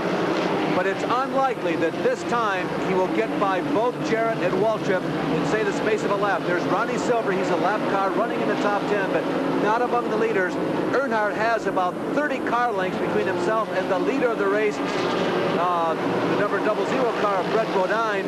I don't think that Earnhardt has enough time to win this race, but maybe to get second. Waltrip trying to take second on the inside down the backstretch. He and Jarrett are side by side now. Jarrett grabs back the spot momentarily. Now Waltrip grabs it again and holds on this time. Waltrip is in second. Darrell Waltrip showed Dale Jarrett how to run on the outside the last time he passed it, and Jarrett remembered it well. He tried to get by Waltrip on the outside, but Darrell, a little bit quicker than he was able to get by on the inside this time. Harken back to about lap number 50. Remember when we said that Waltrip was fast, but he wasn't battling up with people? He wasn't using up his car, his tires, and himself. Now there's a different Darrell Waltrip coming down to the final 50 laps of this race, and here comes Dale Earnhardt. Bob, it's the same Dale Earnhardt. The battle for third now. Dale Earnhardt to the inside of Jarrett. He grabs a position easily. He sets sail now for Darrell Waltrip. Earnhardt has moved back up to third, so let's see how he closes in now on Darrell Waltrip. We've got 12 laps to go. 187 laps completed. Here is lap 188. 12 to go for Brett Bodine, the leader. Earnhardt seems to be so far superior to everybody. He'll get around Waltrip, but Darrell is not going to make it easy for him. There's no love lost between these two guys. Let's see how it happens here on the backstretch. Earnhardt is looking to the inside of Waltrip. Waltrip gets a little bit squirrely and gets a little bit high. Earnhardt alongside into turn one. Dale Earnhardt grabs second. Boy, oh boy, oh boy. It is all set up right now. Brett Bodine, there he is, the leader, is going into turn 3. Turn 4 will pull back, watch for the next car. There it is. You can see the difference. The interval between first and second with 10 laps to go. Remember we said earlier, both Benny and I agreed, second place maybe, but it didn't seem like Brett was going to win, or that Dale was going to win this one. We'll be back for the exciting close and finish of this Grand National race from Bristol International Raceway right after these messages.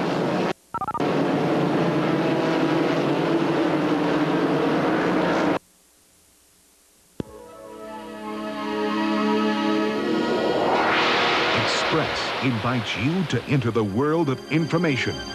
Express delivers 24-hour worldwide news to your home or office personal computer through the magic of satellites and cable television. Up-to-the-minute national news, sports, business news, stock quotes, weather,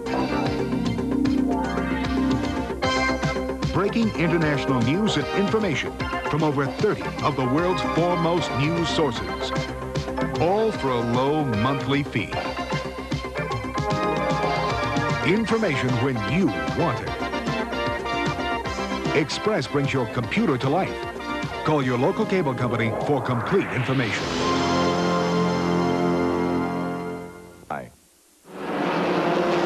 We have 5 laps to go in this 200-lap race, and Brett Bodine continues to be the leader. Dale Earnhardt is running in second position, then Darrell Waltrip, Dale Jarrett, and Brad Teague. But I believe that Bodine has the distance that he needs to win this race. Time will tell. Less than 5 to go now. But, Bob, it is so close. Earnhardt is going to make it so exciting for these fans. We can see them both. On the left, the white car, that's Brett Bodine. The dark car on the right corner of the screen, Dale Earnhardt. That's the distance. First and second, there they are. 3 laps to go right now. 1.7 seconds separates first and second. Bodine halfway around on this one. This will complete lap number 198. We'll have 2 to go. And Earnhardt continues to close in. 2 more laps to go. And I've been following the interval on my handheld stopwatch, Bob and Benny, and it keeps coming down about 1/10 of a second every lap. But it's not enough. If Brett Bodine's car continues to function as it has, he will not relinquish that lead. There's the white flag. 1 more lap to go. It is Brett Bodine leading. He has been one of 3 leaders in this exciting race here at Bristol tonight. Down the backstretch into turn number 3. Brett Bodine brings it off corner number 4, and Brett Bodine wins the Tri-City Pontiac 200 with Dale Earnhardt second, Darrell Waltrip third, 4th position is a good battle between Dale Jarrett and Brad Teague, and Jarrett has it. Well, I had the feeling all along that Bodine was due. You see Dale Earnhardt moving up alongside of Brett and congratulating him. He won here at Bristol in his rookie year, and you had the feeling that with those second-place finishes in the last month, and as well as the Bodine family likes Bristol, that tonight was going to be Brett's night if nothing went wrong with the car, and that's the way it worked out. In addition to winning the purse here tonight, Brett Bodine becomes the 4th qualifier in the Born to Race $25,000 challenge. He joins Jack Ingram, L.D. Ottinger, and Dale Jarrett as qualifiers for that event, and it's all connected with a movie that's being filmed at Charlotte. And we'll be right back with more from the winner's circle in a moment.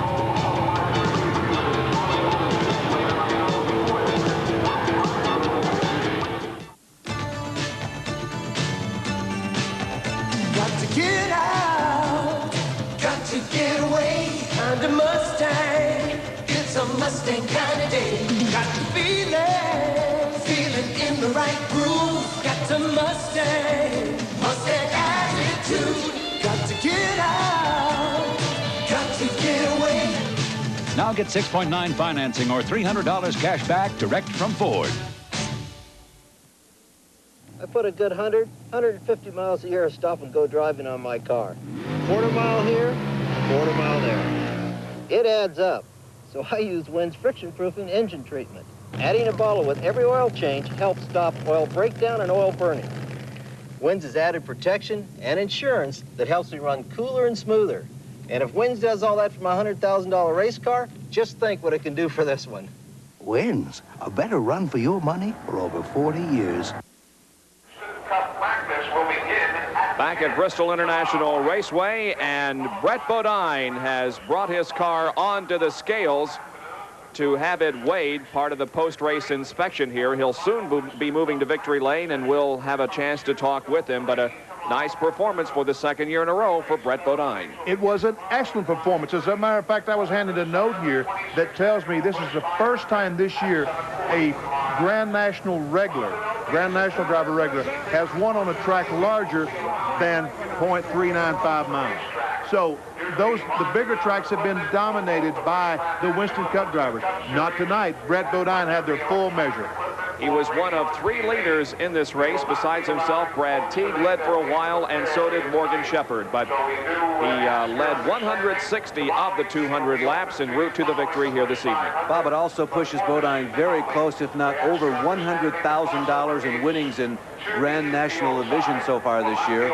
Jack Ingram, of course, leads the league in that category, but Bodine had winnings totaling $86,000 coming in. And by the way, if you're wondering who have been those other Winston Cup people who have beaten the Grand National cars, Earnhardt, there you see Earnhardt talking to Darrell Waltrip as they talk about Brett Bodine, the young guy putting him on him in this race. Earnhardt won the first 2 Grand National races this year at Daytona and Rockingham.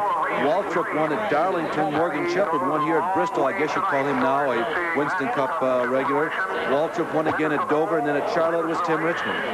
Let's go down to Jackaroo.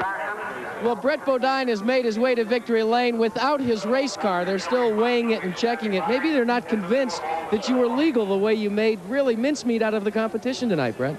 Well, Jackie, I'll tell you, this Thomas Brothers Country Ham Exxon Oldsmobile really ran strong all day. I mean, when we first unloaded it, we knew we were going to be fast, and it's just a credit to the team. We hung in there this year. This is our first win, and, you know, we just a great team effort to come back and get a win here at Bristol. This is my 2nd in a row here. I won here last year with Robert G., and this is great. I got to say one thing.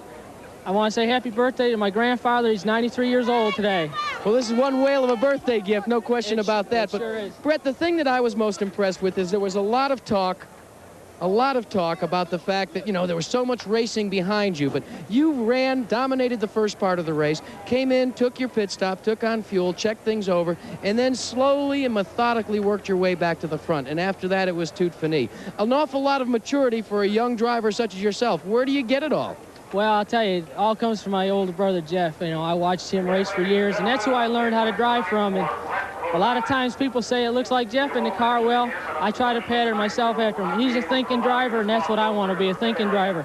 we got the big lead, and I was just riding. And I was afraid we'd get a caution late there, and it came, but we had a lot left for him, and it's just a great effort by everybody. And I want to say hi to Howard Thomas. He wasn't here tonight to see the win, but I know he was watching. Now, I remember this guy when he first started racing after Jeffrey dominated the modified circuit, and you had more than your share of problems when you were in modifieds. You licked that. You became very successful there. But I've talked to Jeffrey, and he says this is your home, where they put sheet metal on the sides to cover up those tires. You're the best. It's the truth, Jackie. Modified racing, I was forced to run it because that's the part of the country I was from. I always wanted to run sportsman, late model type cars, and this is my home, where you can run 200 laps and use your head instead of a 30-lap charge to the front. I like to take my time and do it the right way. Gentlemen, we talked about it at the outset of tonight's race, that this was a spotlight. The next stop is Winston Cup. Who knows? Maybe for Brett Bodine. Let's go topside. All right, well, Brother Jeff will be on the pole for tomorrow night's Winston Cup race that we'll have live for you at 7:30 Eastern Daylight Time. We'll be right back with more in just a moment.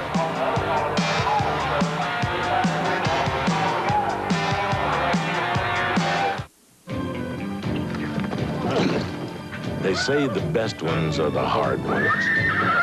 These you don't break. You try to reach an agreement. And when you do, you head for the mountains. Push. Head for the beer brewed natural as a mountain stream, for a taste as smooth as its name. Push. Head for Bush beer. Head for the mountains. You know, a lot of cars out there have ride problems. Why? It may be their springs, especially when you load up. They can cause sag or bottoming out. Now there's a solution. Cargo coils by Moog. Different from standard springs. Let me show you why. These closely spaced coils smooth the ride, and cargo coils have these stronger coils to take over when you load up. So when you hit the road, don't hit the road. Get a pair of Moog cargo coils at your mechanic or auto parts store. World-class athletes shoot for their personal best Monday on ESPN. The Weltklasse track and field competition promises the world's top 10 athletes in every event, competing for a spot on their Olympic teams. The pressure's on Monday night at 8 Eastern, here on ESPN. Can the Indians avenge that 24-5 trouncing by the Red Sox? I'm Chris Berman. Greg Gumbel and I will have a full baseball report and more on the Sports Center at 11:30 Eastern. A gallant battle to the end by Dale Earnhardt, who moved up to the front of the pack and almost made it a race, but Brett Bodine comes out the winner here tonight. But let's go to Jackaroot with Dale Earnhardt, who finished second here. And without taking anything away from the victory of Brett Bodine, Dale Earnhardt, you are worth the price of admission alone tonight. What an incredible run after going several laps down. I had a good time. I even went out and paid myself after the race was over. Enjoyed it so much.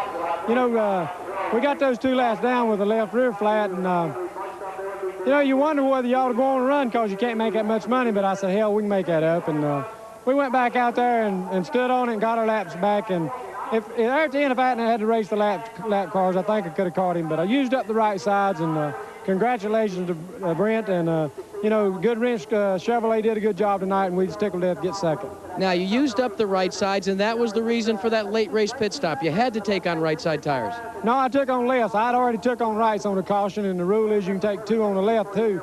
So we got the lefts and checked the rights and put it around the bite end, but it tightened the car up too much. So maybe the right sides were used up too much, and it just, you know, slowed us down. We should have left the wedge out, but still, you know, you give them a good run for it. Hey, listen, 200 laps tonight, the way you performed, what's ahead tomorrow night when you've got 500 laps to play with here?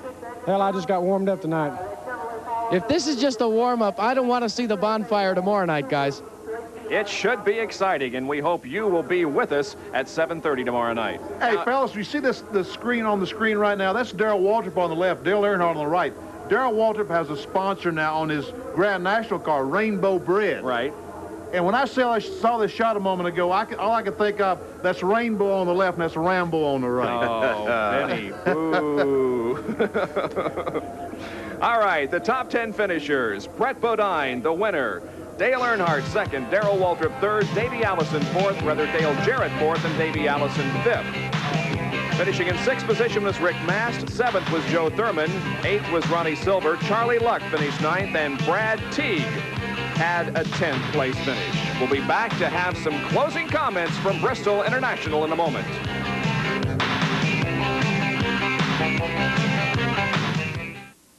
Have you driven a Ford? Now get 6.9% financing or cash back on the purchase or red carpet lease of most new Ford cars and trucks. Up to $600 cash back on Ford Ranger, $600 cash back on Thunderbird, and 5-speed tempos. Low rates and cash back on other Ford cars and trucks, too.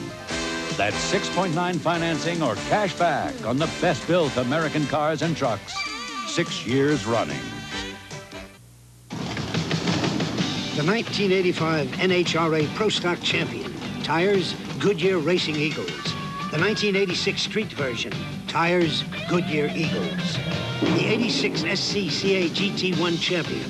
Tires, Goodyear Racing Eagles. The 86 Street version. Tires, Goodyear Eagles. The 85 IROC Champion. Tires, Goodyear Racing Eagles. You either have Goodyear Eagles or you need them. For me, there's just nothing to compare with the right car on the right road on the right day. Great cars are the passion of my life. That's why, after 25 years at the leading edge of automotive publishing, I'm ready to introduce you to the best car magazine I know how to make. I'm David E. Davis, Jr., and my new passion is Automobile Magazine. Automobile Magazine is where the best and the brightest will take you wherever the road goes and sometimes beyond, with more style, more wit, and with no more boring cars. This is a magazine that I've wanted to do all my life, and I hope you have as much fun reading it as I'll have bringing it to you. Call 1-800-643-3000 to subscribe now, and you'll receive all 12 issues of Automobile Magazine for a full year at less than half the newsstand price. A $30 value for only $14.95. Call 1-800-643-3000 for Automobile Magazine, where the good life gets rolling. Back at Bristol International Raceway, where Brett Bodine has won the Tri-Cities Pontiac 200 for Grand National cars. Let's go down to Jack Arute in the pit area for some closing comments. Jack? Well, as the festivities continue behind me in Victory Lane, one would have to say that Friday night here at Bristol was loaded with bees. Bristol International Raceway belongs to the Bodine brothers. Earlier tonight, Jeff Bodine won the pole, and then just a couple of minutes ago, his brother Brett Bodine captured the Tri-Cities 200. I think it's a good indication of what we're going to see tomorrow night. Just a whale of an incredible race tonight with only 200 laps. Like I said to Dale Earnhardt, what's going to happen with 500? I don't know, but I'm looking forward to it starting at 7:30 tomorrow night. And so are we from the booth, huh, Benny? I'm looking forward to it so much. 200 laps tonight, 2.5 times that excitement tomorrow night. I don't know if we can stand it. What do you think? Well, Larry, you'll also be in the booth with us tomorrow night for that Busch 500. I'm thinking that last week seemed to be an Andretti weekend in Indy cars, and I'm wondering and kind of leaning toward this being a Bodine weekend in Winston Cup racing and NASCAR racing. I kind of like Jeff for tomorrow. I know it's easy to pick the pole setter, but he seems like he's due for a win once again. By the way, the first 5 finishers here tonight had V6 engines. Well, the Tri-Cities Pontiac 200 has been brought to you by Ford and your Ford dealer. Have you driven a Ford lately? By Busch Beer. The beer is with a taste as smooth as its name. And by Goodyear Eagles. You either have Goodyear Eagles or you need them. We urge you to be with us tomorrow night at 7:30 Eastern Daylight Time when we bring you the Busch 500 Winston Cup race from right here at Bristol International Raceway. Once again, the winner tonight was Brett Bodine. For Jack Arute, Larry Newber, and Benny Parsons. This is Bob Jenkins. Thanks for joining us. We'll see you tomorrow night. For now, so long, everyone.